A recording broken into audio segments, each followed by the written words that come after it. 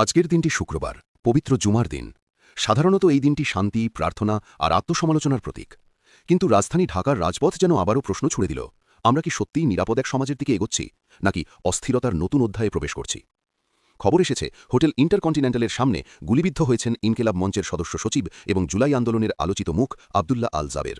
প্রত্যক্ষদর্শীদের দাবি, পরিস্থিতি দ্রুত উত্তপ্ত হয়ে ওঠে এবং আইনশৃঙ্খলা বাহিনীর সঙ্গে সংঘর্ষের মধ্যে এই ঘটনা ঘটে। একই সময় কয়েকজন ছাত্রনেতাকেও আটক বা সরিয়ে নেওয়ার খবর পাওয়া যাচ্ছে। তবে পুরো ঘটনার বিস্তারিত এখনও পরিষ্কার নয়, তদন্তের অপেক্ষা রয়েছে। একটি প্রবাদ আছে, আগুন ছাড়া ধোঁয়া ওঠে না।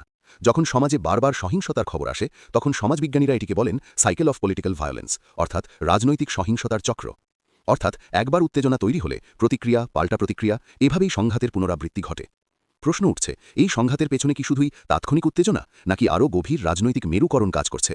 সমাজবিজ্ঞানের ভাষায় এটিকে বলা হয় পলিটিক্যাল পোলারাইজেশন বা রাজনৈতিক মেরুকরণ, যেখানে ভিন্ন মতের মানুষ ধীরে ধীরে দুই প্রান্তে সরে যায় এবং মাঝের সংলাপ হারিয়ে যায়। জাবেরের পরিচিতরা বলছেন, তিনি বিভিন্ন ইস্যুতে বিচার ও স্বচ্ছ প্রক্রিয়ার দাবি জানিয়ে আসছিলেন। অন্যদিকে প্রশাসনের পক্ষ থেকে এখনও আনুষ্ঠানিক বিস্তারিত বক্তব্য না আসায় এক ধরনের অনিশ্চয়তা তৈরি হয়েছে। মনে রাখতে হবে, গণতান্ত্রিক সমাজে অভিযোগ উঠলে তার নিরপেক্ষ তদন্তই সত্য বের করার একমাত্র পথ। আরেকটি গুরুত্বপূর্ণ বিষয় সামনে এসেছে, নারী শিক্ষার্থী বা নেত্রীদের সঙ্গে আচরণ নিয়ে প্রশ্ন। আমাদের সংস্কৃতিতে নারীর প্রতি সম্মান একটি মৌলিক মূল্যবোধ। সমাজবিজ্ঞানীরা বলেন, লেজিটিমেসি ক্রাইসিস তখনই তৈরি হয় যখন জনগণ মনে করে রাষ্ট্র বা প্রতিষ্ঠান তাদের নিরাপত্তা দিতে ব্যর্থ হচ্ছে। তাই যে কোনো অভিযোগ গুরুত্ব দিয়ে দেখা জরুরি। এই ঘটনাকে অনেকে বৃহত্তর ছাত্র রাজনীতির প্রেক্ষাপটে দেখছেন, কারণ ইতিহাস বলে বাংলাদেশের রাজনৈতিক পরিবর্তনের পেছনে ছাত্র সমাজের ভূমিকা সবসময়ই বড়। এটিকে বলা হয় ইউথ পলিটিক্যাল মোবিলাইজেশন বা তরুণদের রাজনৈতিক সক্রিয়তা, যেখানে তরুণরা শুধু দর্শক নয় বরং পরিবর্তনের চালিকা শক্তি।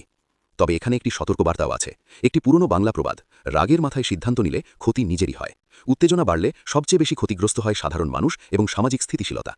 বিশ্লেষকরা বলছেন, এখন সবচেয়ে প্রয়োজন রুল অফ ল নিশ্চিত করা। কারণ আইন যদি সবার জন্য সমানভাবে কাজ করে, তাহলে গুজব কমে, আস্থা বাড়ে। আর আস্থা ছাড়া কোনো রাষ্ট্র দীর্ঘদিন স্থিতিশীল থাকতে পারে না। এই ঘটনাকে কেন্দ্র করে সোশ্যাল মিডিয়ায় নানা প্রতিক্রিয়া দেখা যাচ্ছে। কিন্তু মনে রাখতে হবে, ডিজিটাল যুগে তথ্য যেমন দ্রুত ছড়ায়, তেমনি ভুল তথ্যও দ্রুত ছড়ায়। সমাজবিজ্ঞানের ভাষায় এটিকে বলা হয় ইনফরমেশন ডিসঅর্ডার। তাই যাচাই করা তথ্যের উপর নির্ভর করাই বুদ্ধিমানের কাজ। আজকের এই পরিস্থিতি আমাদের সামনে বড় একটি প্রশ্ন রাখছে, আমরা কি সংঘাতের রাজনীতি চাই, নাকি সংলাপের রাজনীতি? কারণ ডায়ালগ ওভার ভায়োলেন্স, অর্থাৎ সহিংসতার বদলে সংলাপ, এটাই আধুনিক রাষ্ট্র ব্যবস্থার মূল দর্শন। শেষে একটি কথা, ইতিহাস সাক্ষী, চাপ দিয়ে মত বন্ধ করা যায়, কিন্তু প্রশ্ন থামানো যায় না। আর যখন প্রশ্ন বাড়ে, তখন উত্তর দেওয়ার দায়িত্বও বাড়ে। এখন সবার চোখ তদন্তের দিকে।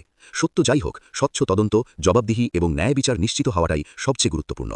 আপনার কি মনে হয়, এ ধরনের ঘটনা কি আমাদের রাজনীতিকে আরও বিভক্ত করছে, নাকি নতুন আলোচনার দরজা খুলছে? মন্তব্যে জানাতে পারেন। আর বিশ্লেষণধর্মী এমন খবর পেতে চ্যানেলটি সাবস্ক্রাইব করে বেল আইকনটি অন করে রাখুন।